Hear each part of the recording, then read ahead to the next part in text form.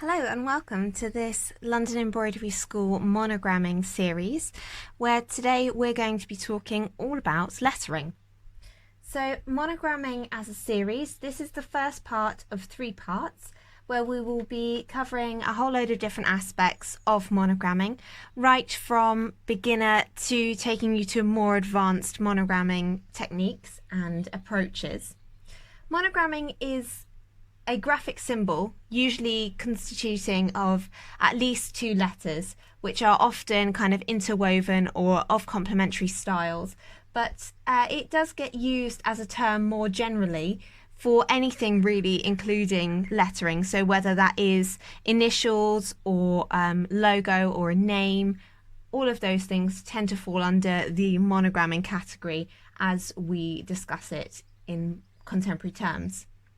What we're going to do is we're going to start with the real basics in this first complementary class. So we're going to be working on this piece over here and this one down here with the back stitch and the chain stitch. Once you've got a handle on some of the more basic skills and approaching lettering as a whole, we'll move on to advancing your monogramming skills with working on smaller and more classic lettering. So, without any further ado, let's get on to preparing ourselves to do some lovely stitching today. So for this first part, these are the items that you're going to need to take part. You're going to need a large-eyed needle, something like a chenille needle, somewhere between sort of like 18 and 22 in size, or a crewel needle is also good, somewhere between sizes 4 and 6 perhaps. Something that you're comfortable threading up and is basically going to create a big enough hole for you to work through with your choice of cotton or material to embroider with. You're going to need some pins for securing your draft. You're going to need your material that you want to embroider with. So something like an embroidery thread like this one would be great, and we'll be using the whole 6 strands of the skein to do that with. Alternatively, if you don't have something like that to hand, some yarn is also good as an alternative, or you could use a thin ribbon. That's also quite a nice option. You're going to need some snips for tidying things off, a pencil and ruler for your drafting, some tissue paper, which is what we're going to use to draft onto, and then the item that you want to embroider onto. Let's head over to preparing your draft. From your tissue paper, what I'd first like you to do is to cut 2 squares, which these ones are approximately 8 centimetres by 8 centimetres, but I'll be perfectly honest, I didn't actually measure them. It's just a rough guide for that so that we've got plenty of space to work in. The monogram we're going to be doing initially is going to be 2.5 centimetres high, so you just want to have a comfortable amount of space around that. Put one of your pieces of tissue paper to the side, and we'll come back to that later. And with your first piece, if you want to place that down, take your pencil and ruler, draw yourself a little bit below the middle, a line just to work on. Then if you measure 2.5 centimetres up and draw another parallel line across there, just to give you a guide height for your lettering. So I'm just going to work on LES today for London Embroidery School, and initially I'm just going to go for a freehand finish. So this is quite nice if you want to do any lettering in somebody's actual handwriting. I think that's always quite sweet, particularly with children. It can be quite nice if their lettering is in their own hand, and that can be a really nice way to incorporate them a little bit more into the stitching process. If you're not comfortable doing this, and I will go through on our next section how to take your design from the computer, for example, and transfer that onto your draft. But initially, just pop your letters down and we'll get started with these. So try and stay within the 2 guidelines for those. I'm just going to quickly go over mine in a silver pen just so you can see it a little bit more clearly for the film, but I'm sure in real life you can see the pencil just fine. When you're happy with your draft, bring your other piece of tissue paper back over, and if you look very closely you'll see that the paper has a grain, which is the way in which the paper pulp was laid to make the paper. So it's vertical on this back piece, and you can see that line running down through the paper is going vertically. On this piece it's going horizontally. So we're going to lay them at cross grains, so the back piece is going vertically and the front piece has its grain going horizontally, which is just going to provide us with a bit of extra stability. So with those grains crossed, lay the two on top of one another, ready to use. And we're going to bring back our flannel, which we want to embroider, ready to apply the draft to.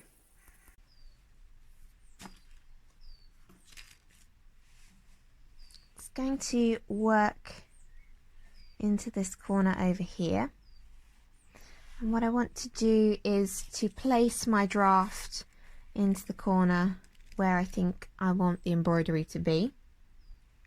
So I'm going to put it on a 45-degree angle for this one because I think that will be cute.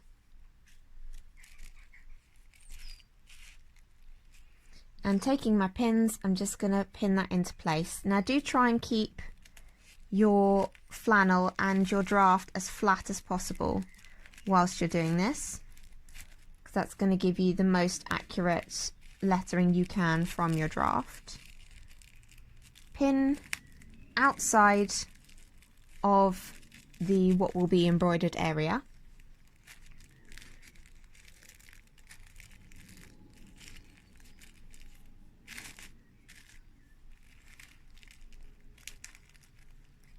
Just being very gentle, trying not to crease up or create new tension anywhere unnecessarily. So you've got something a little bit like that. So pop your draft over to one side, ready to use in a second, and we're just going to thread up our needle next. So I'm going to be working with this nice twisted cotton that I've got here today, which is quite nice and chunky. Usually it'd be used for something like cross stitch or hardanger, something like that. And I'm going to take a length of fingertip to elbow, because that is quite a good manageable length to start with if you're wondering about how long to go with your thread.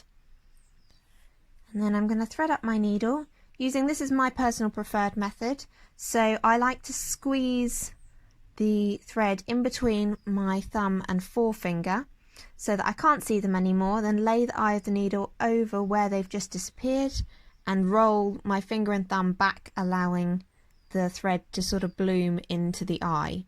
It's quite good if you're using chunky threads or multiple threads within the same threading up. It just gives you that little bit more control. If you've got another method of threading up that you prefer, absolutely go for that. Or if you want more tips on threading up and things like quick knots, that sort of information is on our YouTube channel, so do check that out in case there's something that suits you better. But I'm just going to do that one more time if you want to do it with me. So take your finger and your thumb and squeeze the thread in between the two so you just can't see it. Then lay the eye of the needle over where it's just disappeared and roll your finger and thumb back from one another, allowing the thread to bloom into the eye of the needle.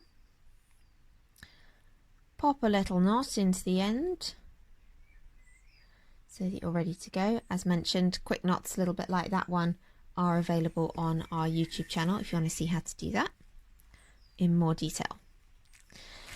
So coming back to our design here now, we are ready to stitch basically, and what we're going to do is to work our design in a back stitch. So the end that you popped the knot into, I want you to come down to the end of your first letter and come probably a stitch in from the end for where you first come up through your piece. We're just going to go down quite close to where you came up and perform a stab stitch initially, which is just a very small stitch that just helps to anchor our stitching before we get started with the actual decorative stitching. So I want you to come up once again near where you stab stitch, so we should be 1 stitch length in from the end of your first letter, mine being an L. That is approximately maybe 4 millimeters in. I'd say you probably don't want to go bigger than that at this stage, just so that you get good quality to your lettering, but that will be affected by how thick the material is that you're using to do your stitching in is. So do vary that as necessary. So for example, if we were using the yarn, we would be needing to go for bigger stitches simply because it's so much thicker. Same would be true for the ribbon if that's what you're working with today, or you might want to go slightly smaller if you're working with the embroidery cotton. So to make a back stitch, what you do is to come up 1 stitch away, then go back down to the end of the letter, and we're going to angle our needle so that the point of the needle comes up 1 stitch away from where the thread has previously come up through the fabric. So when you pull that through, you create 1 stitch, and then you'll start to see why it's called back stitch, because now we go back into the end of the previous stitch here, angle the needle so that you're going to be coming up 1 stitch beyond where the thread has come up through the fabric, and push through. So in finishing every stitch, you also set up the position for the next stitch. Once again, go back down into the end of your previous stitch, angle your needle to come up 1 stitch beyond where your thread is coming up through the fabric, obviously always working on the line of your lettering, and gently pull it through. As you're pulling it through, try not to pull too hard. You want the thread to lay flat to the fabric, but you don't want your tension to be uneven. You're also looking to try and make each of your stitches as close to the same length as you can for that consistency. You will need to be a little bit gentle with your stitching as we're working with the tissue paper. As you work, it will start to break, and that's okay. It should be kind of held enough that you can still see where you're going. And you know, these monograms will have a sort of naive quality to them as we work on them, which we're obviously adding to with the use of these thicker, chunkier thread choices. So work your way around the letter, each time going into the end of the previous stitch and then bringing the needle up 1 stitch beyond. So you can start to see my L forming there. The back stitch will give you a nice consistent line for your lettering. Just caught my thread there on one of my pins.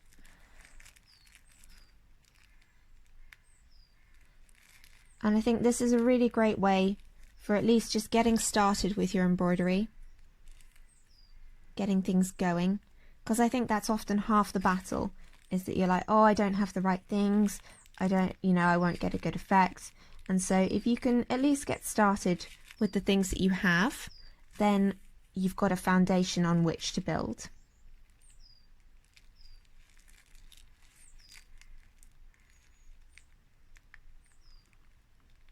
You may find that as you come round tighter corners, you will need to reduce your stitch size slightly to get good enough definition for your letters. If you need to do that, then do.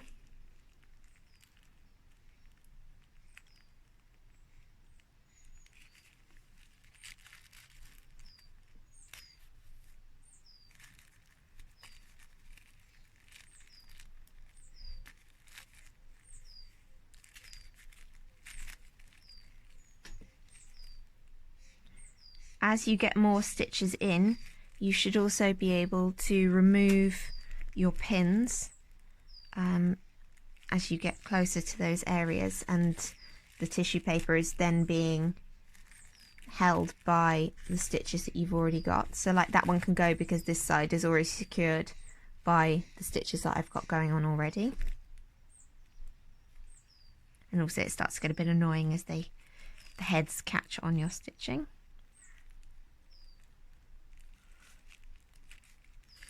If you need to give it a few goes for the right placement of each stitch, so when you pop the needle down and are looking to come up again on that line, it's fine to sort of go back and forth a little bit, trying to find the best position for that stitch.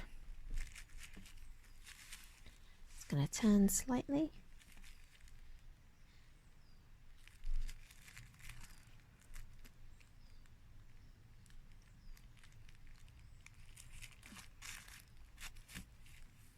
Like with most things, the more that you do embroidery, the more that you practice your monogramming, the better everything will get, and the easier and more naturally things like the tension and positioning will come.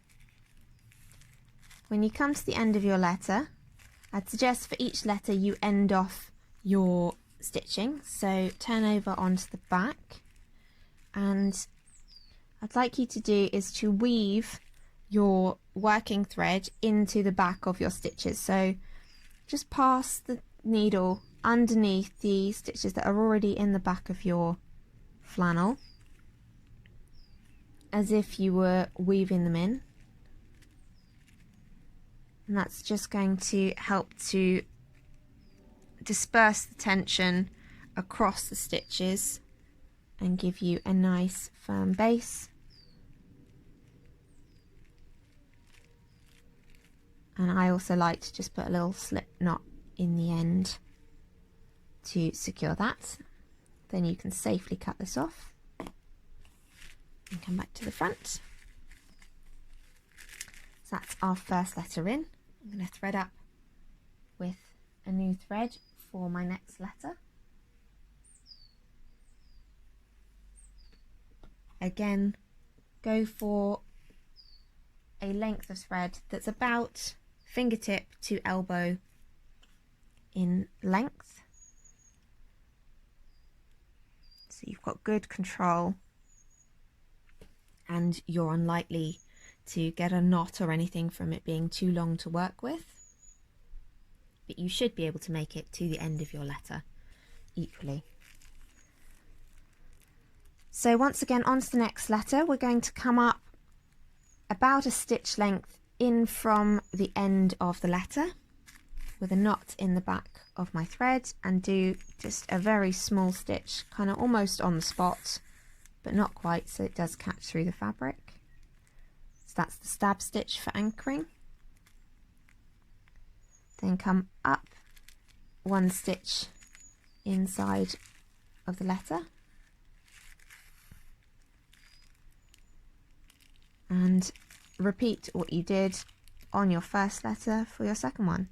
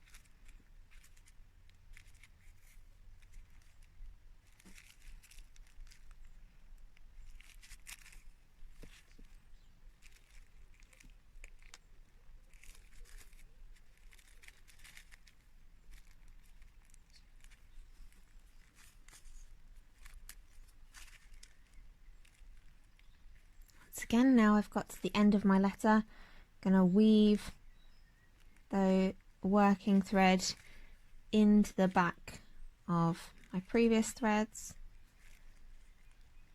my worked stitches, and then end with a little snip knot just to be sure.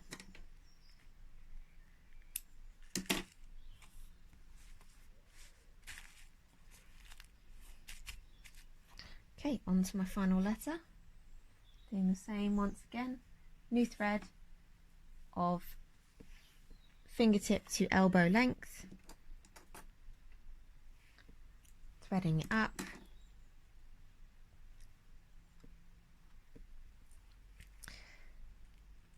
If you're finding that you're getting quite a lot of resistance as you're trying to push the needle through the fabric and the tissue paper, think about trying to scale up the size of your needle so that the eye is bigger, just so that this is making a big enough hole for you to pass the thread, as thick as it is, through it. So if you're getting a lot of resistance and really struggling with that and it's starting to hurt your hands, for example, then that's something that you can do that might make things a little bit better for you.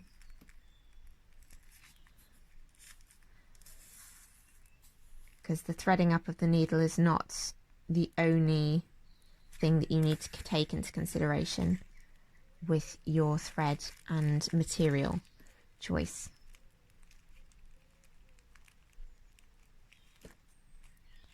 I work this last letter as the previous, so knot in the end, stab stitch to start, starting a stitch length into the end of that letter line, and then beginning to stab stitch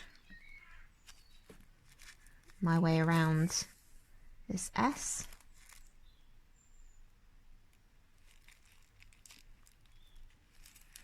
As you can sort of see and hear, my tissue paper is ripping a little bit, but that's okay. Everything's still enough in place for me to see what I'm doing, and that's all we really need from it. When we come to the end, we are going to be tearing away the rest of the tissue paper that's left very carefully to reveal our embroidery on its own. So it doesn't really matter if it tears, so long as we can still see what it was saying.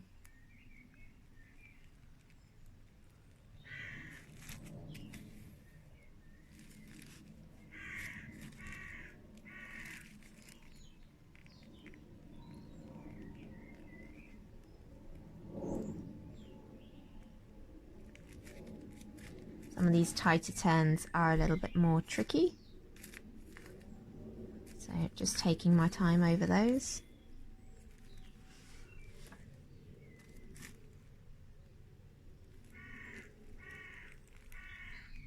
And trying to be as accurate to the line as I can. Make sure when you're stitching that, because you can't see the fabric underneath the tissue paper, that your stitches are going deeply enough into the pile to secure them properly. You don't want to just be skimming the surface and then them pull out when we take the tissue paper away.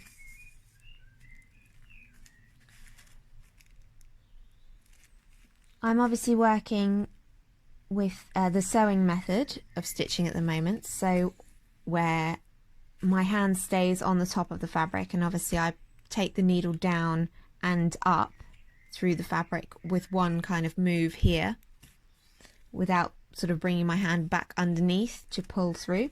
If you prefer to take it underneath to pull through, that's also fine. You may find that it's a little bit more difficult to keep your tension consistent if you're not using a hoop like we aren't at the moment, and you're using the stab method, so that's where you go down and pull through and then stab up and pull through. But at this stage, what I really want you to do is just focus on what you're comfortable with and getting started with those stitches, getting to see some progress and some things that you have made, and I hope that that will spur you along to develop further. I'll take this pin out now because I really don't need it anymore.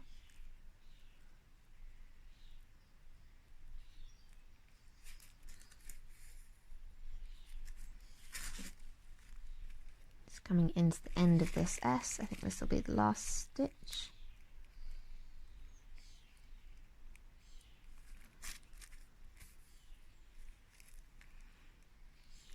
Back down and through, flip over to the other side. And weave stitches in once again.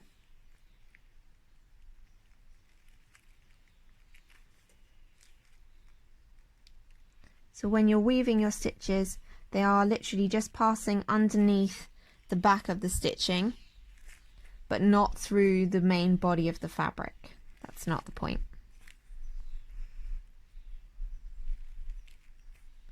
And then do a little slip knot. Cut that off.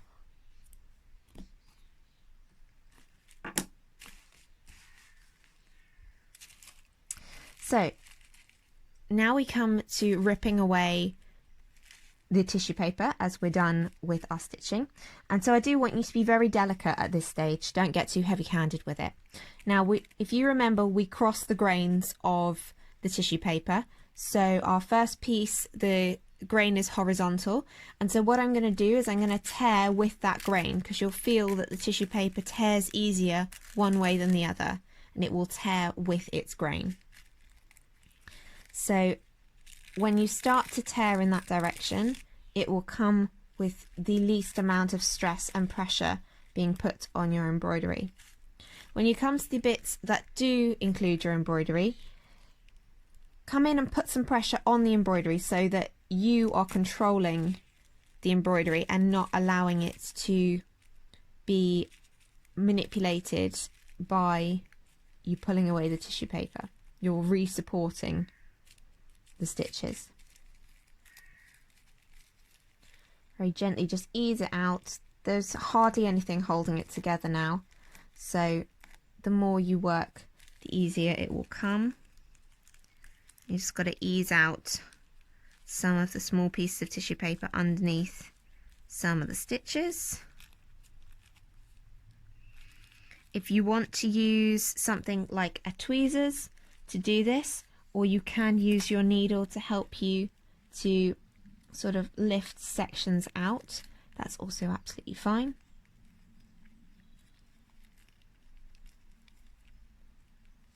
But it is also possible just to do it with your fingers. So that's the top layer gone.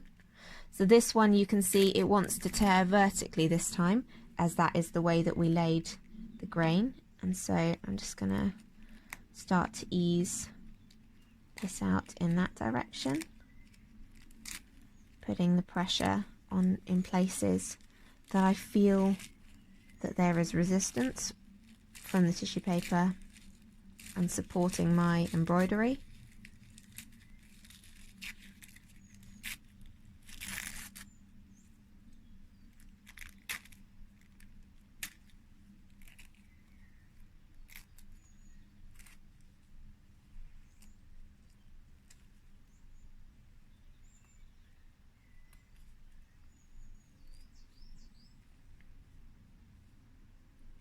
Coming back in with that needle for smaller bits. Try not to catch the pile of your toweling, because we don't want to be pulling that either.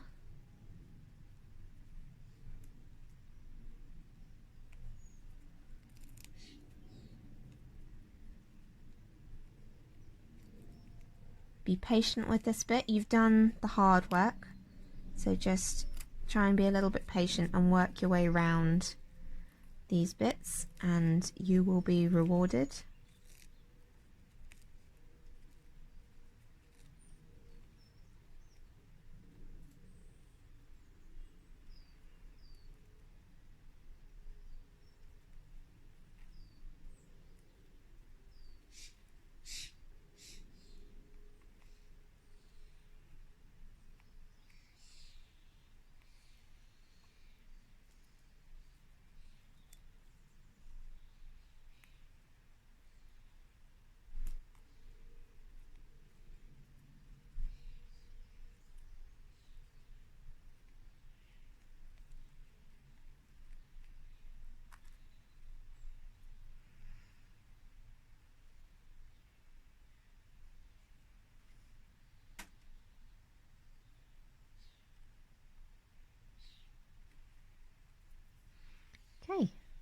Once you've got it all out, you can see and admire your embroidery. You might want to just give it a little pull just to help to redistribute any bits that you have pulled at with the removal of the tissue paper. But hopefully you're pleased with your embroidery and it looks nice and smart. You can see that there's now no marks on your fabric left from the drafting process, and it all looks nice and smart and tidy. So you can congratulate yourself and move on to the next one if you're feeling ready. And so for this next approach, these are the items that you're going to need. You're going to need this time some thinner thread and probably a lighter needle to do some tacking with. You're going to need a draft, which will probably be computer generated, of the lettering that you want to embroider. Once again, you'll want your big-eyed needle and the cotton or thick thread or yarn or ribbon which you want to embroider with. You'll need a pencil for tracing, and you may like to try using some tweezers for removing the tracing paper this time. They don't have to be fancy ones, they can just be the ones you use for your eyebrows, or medical tweezers are also good if you happen to have some of those stashed around in a first aid box.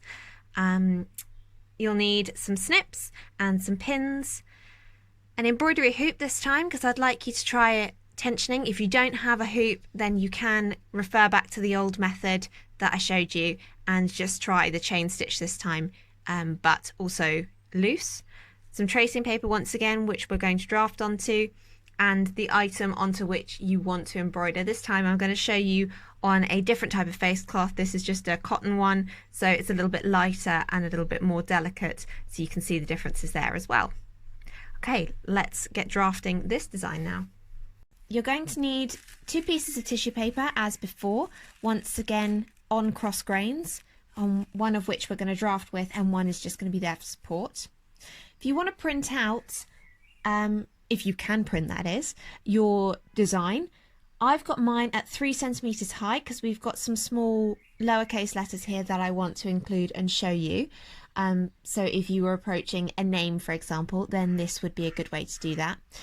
And we're going to work on a chain stitch this time as well, for something a little bit more fancy but still quite cutesy and kind of has that nice naive feel to it that I think goes really well with this type of stitching.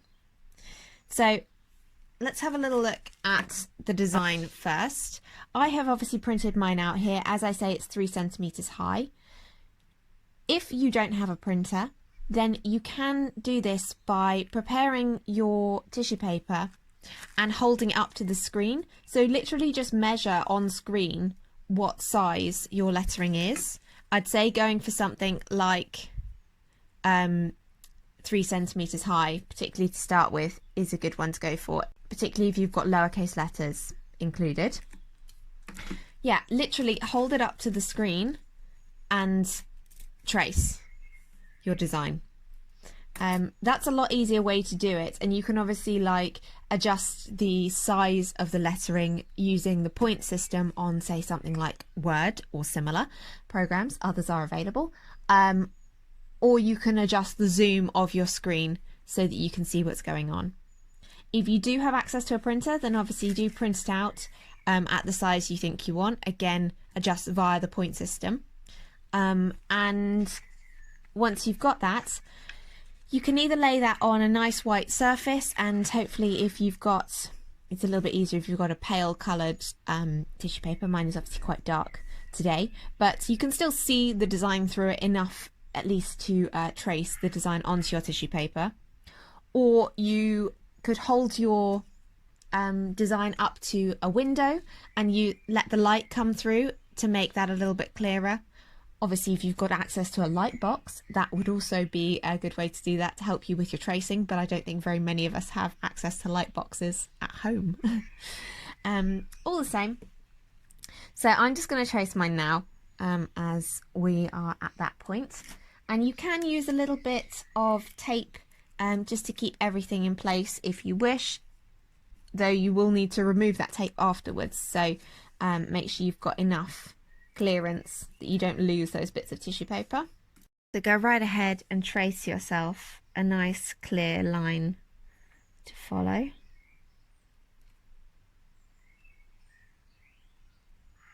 Once again, I'm for the moment just using this silver pen to give a bit more clarity to the video, but you in real life should absolutely be fine with using a pencil.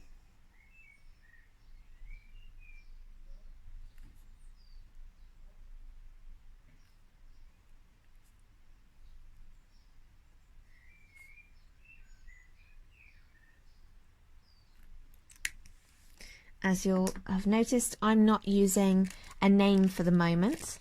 I thought I would use more of a slogan or a statement instead, because obviously monogramming doesn't just have to be names. It is used in a wider context now for kind of all lettering basically. So there's my draft. If we take our other piece of tissue paper as well, that's on the other grain of the tissue, and lay those over one another, and then take my washcloth, we can place it down and pop the draft into place. So I'm thinking actually I might take a little bit more of this away just so I can see my positioning a bit better. So I want to line it up with the border of the washcloth. It would be easier if I could see that.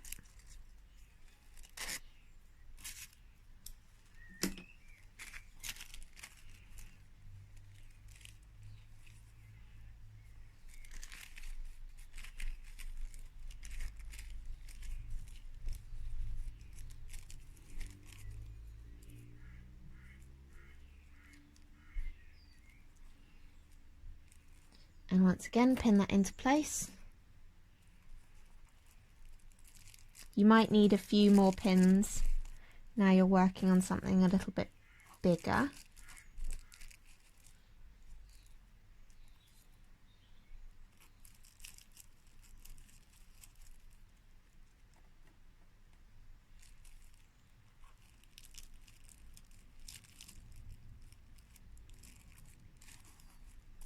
If you want to take a needle and just some regular cotton as a tacking thread, then if you're working on something finer like I am, you will probably find that a bit more support from the tacking versus the pins is beneficial. If you're still working on something a bit chunkier, like toweling, then you should be fine just sticking with the pins as before. That's absolutely your choice, and if you wish to tack around the edge, you can do that now.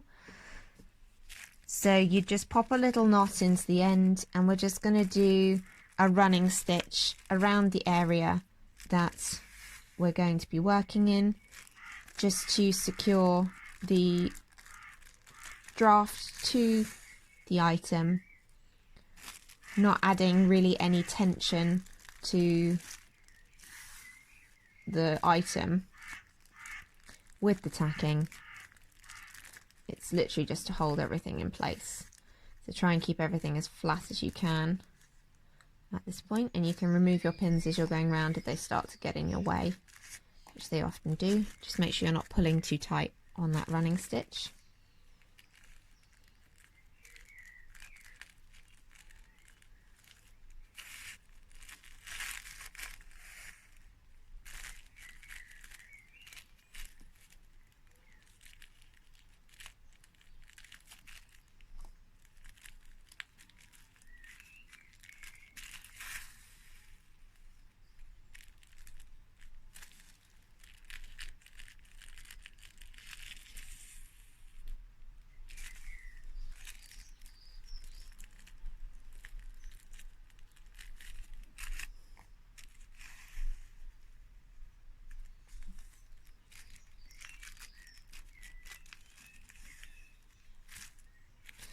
End off with a knot as well.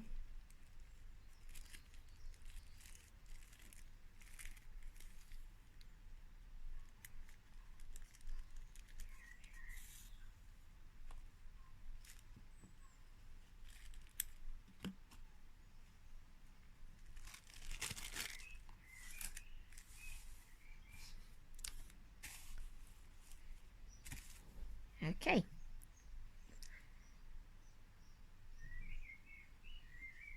Take your hoop.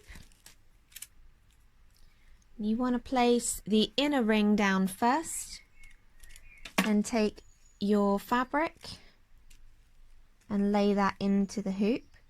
You want to try and catch all the sides with the hoop so that you've got good even tension.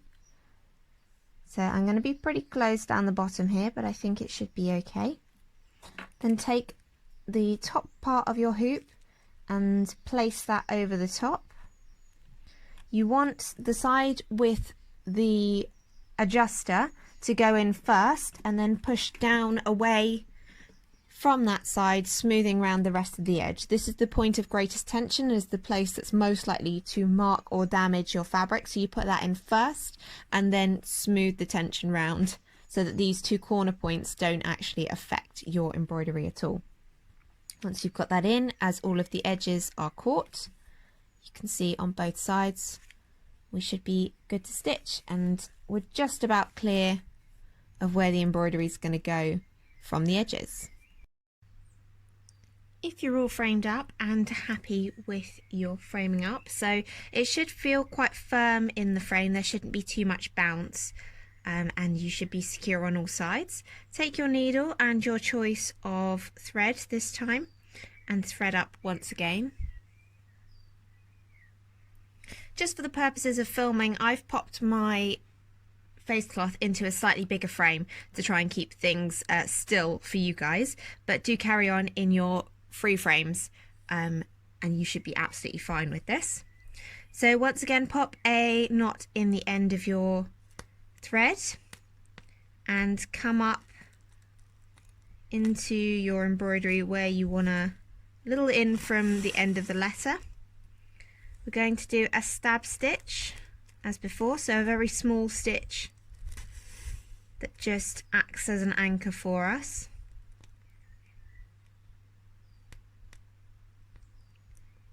Then I want you to come up at the end of your letter line, and you're just going to lay the thread across the path of the letter that you're going to stitch. So because we're going to be coming up this C in this direction, I'm just laying the thread across my path like so. Then we go back down into the same hole as we came up from and push along 1 stitch length. Again, we're looking at sort of maybe like 4mm, making sure you catch through the fabric underneath. Then as you pull up, you want to make sure that the thread is within the loop that you laid, and as you tighten that, it will catch that loop. Don't tighten too much, you want it to be just nice and plush and sitting on the surface, and that's how we form a chain. So again, lay it across your path, come down into the hole where you just came up from and push up 1 stitch length away. And then as you pull through, make sure you're inside of that loop, tighten up, and it should create a chain. Again, down where you came up from, come up 1 stitch length away, within that circle, and tighten. Once again, try and keep your stitches as even size-wise as you can. That's what's going to make this look nice and sharp. And if you start to struggle with the placing of your stitches, you can catch the loop afterwards if that's more convenient. So coming around this corner, because the angle's a bit funny for the filming, I might come down and come up in my stitch length, and then you can, as you pull through, just make sure you grab hold of the loop. Sometimes that's easier, but now we're onto this straight, I can go back to the down and up with it laid in my path and catch and pull. Down, up, catch and pull.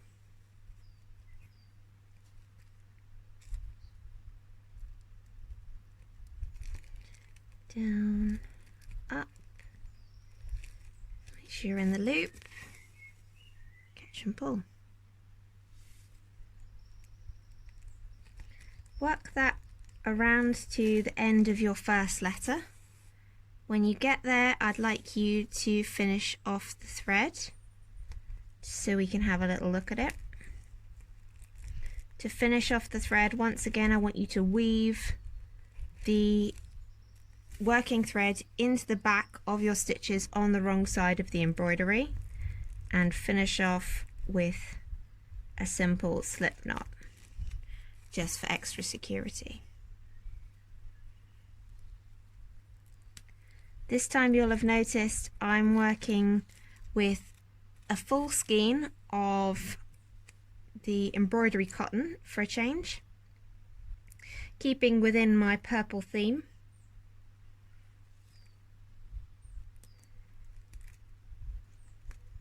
So that means that from the strand of stranded cotton, I've used all 6 strands in there, which is the full skein width.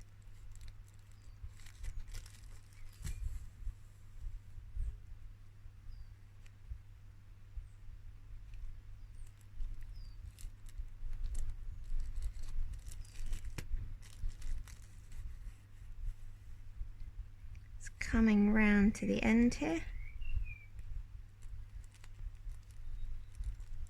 This might be my last stitch. Yeah, I think so.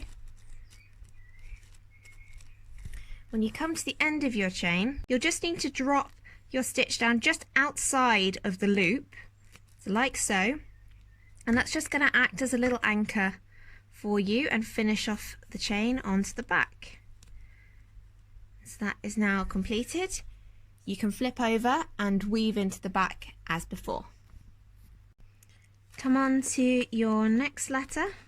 Once again, start just within the line that you want to stitch on. Stab stitch first for a little anchoring, and then begin at the end of the letter, making the chain loop across your path,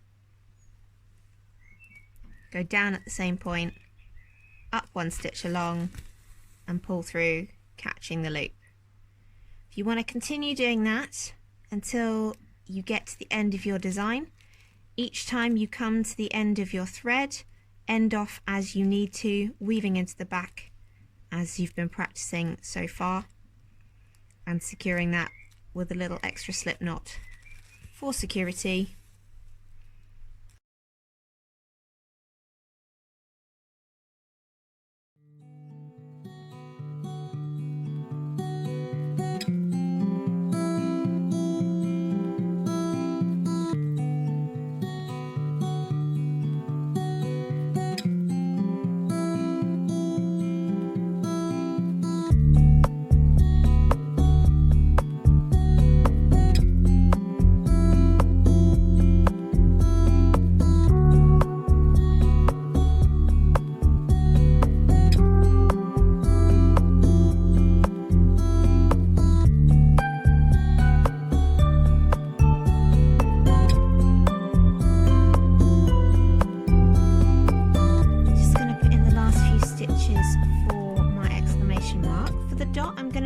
French knot. So you come up at the dot point, you wrap the thread around the needle and then point the needle back down where you came from in the dot, keeping tension on the thread on the top, and gently pull through, and it makes a little French knot. The chain stitch that I'm going to use up through the exclamation mark here, I just wanted to highlight because I'm going to start at the bottom so that the little narrow point of the first chain is at the bottom, and so the rest of the exclamation mark will be fuller than the bottom, which I think should look correct. If at any point you've been struggling with or are struggling with tight corners, you can make your stitches smaller, which will help you to get into those corners. You'll also find that anywhere you've got a sharp turn, so like on my end down here, you'll want to come down and finish this line and then start a new line to come up here. Just gives you a bit of a cleaner finish. So anything that's really sharp, treat it as two separate lines and finish off in between.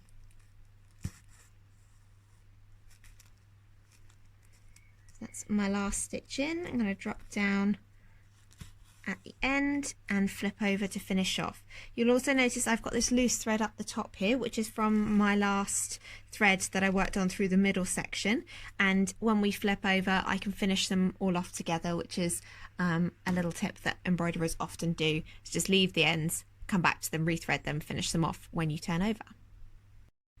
So just taking a quick look at the back here while I finish this thread off and come back and finish this thread that I've just pulled back through to the back side of my embroidery. You can see that the stitching looks kind of like a running stitch on the back, and yeah, providing you've got that sort of running stitch look, you know that you are correct with your stitches on the front. There's a few travelling stitches that I've got through mine, just where it wasn't far enough away from where I already was to bother to end off. So you can see that, like here, where I just did a little jump whilst it was quite a small space, which you can do. If it's a slightly bigger space but you still don't want to end off, you can just weave into the back of your stitches slightly just to hold any of those jumps down and flat, which can be ideal if they look like they might be a little bit baggy. So something else to consider there. You can see I've got my few knots from where I started and stopped each time, and that's also absolutely fine. They're just gonna hold everything in place for us, which is perfect. And when you're happy, you can cut away any excess and we can go back to the front. First off, remove your tacking. So just cut off the knots that you created, and then you can pull out the running stitch quite easily.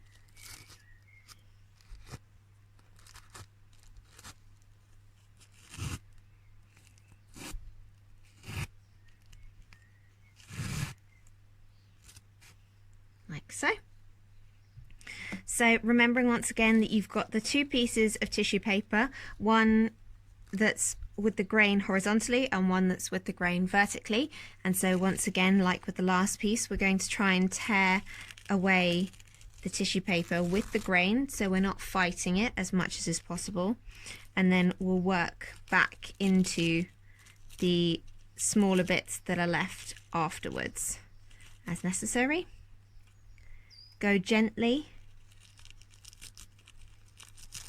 Try not to upset your stitches. You've done so much hard work up until this point, so you don't want to damage it now. But your stitches will have created a series of little perforations in the tissue paper that hopefully the tissue will want to tear against and release the draft. Once again, you can go in with a needle anywhere that you want to just release small sections and get in somewhere that your fingers are probably too big for. Or if you want to bring in a tweezers at this point, just, you know, like from your eyebrows or a medical pair, then that can be quite helpful for sort of getting in smaller sections, getting those out cleanly, a bit like so. Anywhere where you're feeling resistance, make sure that you're supporting the embroidery as you pull against it, so that you're then pulling against your fingers rather than the tension you created in the embroidery.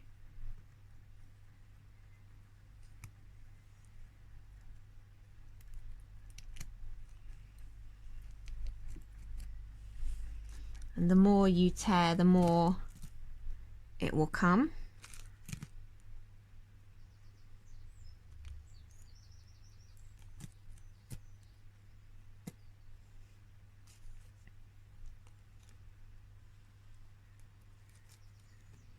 when you finish with the first layer, so you then head on to the second layer, again tearing with the grain, which for mine will be vertical for the second layer.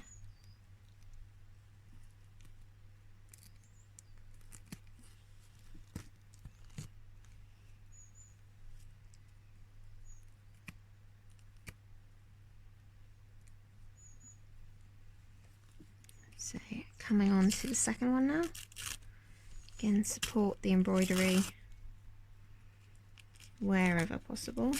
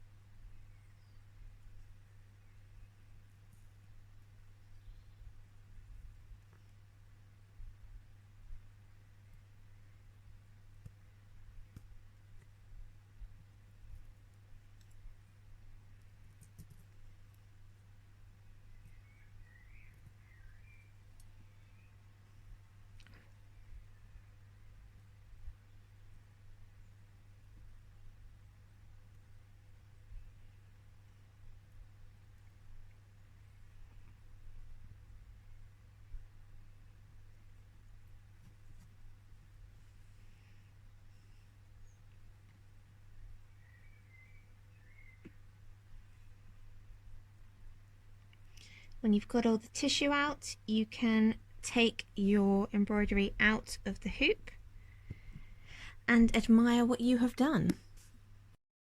And here we have our two finished embroideries from the two styles that we've talked about today. So we have the back stitch here that we did just free in the hand, and we have the chain stitch here which we demonstrated in a hoop. We really hope that you've enjoyed this class today and that it's given you a little flavour for monogramming in general, and hopefully has sparked an interest in it for you. If you want to find out more about monogramming, we will be having the other two parts of this series going up, and those will become available in the coming weeks, so check those out. If you're watching this as it's newly released, or if it's already been out for a little while, those should already be available on the London Embroidery School website. If you want to get in touch with us, you can find us on Instagram. We are at London M School, or Facebook, London Embroidery School. Our YouTube channel is London Embroidery School also, for the tips and tricks that I talked about a little bit earlier that might help you out, just elevating your stitching that little bit further. And we're also on the email. We are classes@embroidery.london. If you want to get in touch with us, if you have any questions or queries, or want to show us what you've done, because we do love to see what you have achieved from these classes, and we want to know what did you want to write, basically, with your newfound monogramming skills. So until next time, have fun, keep making beautiful things, and stay safe.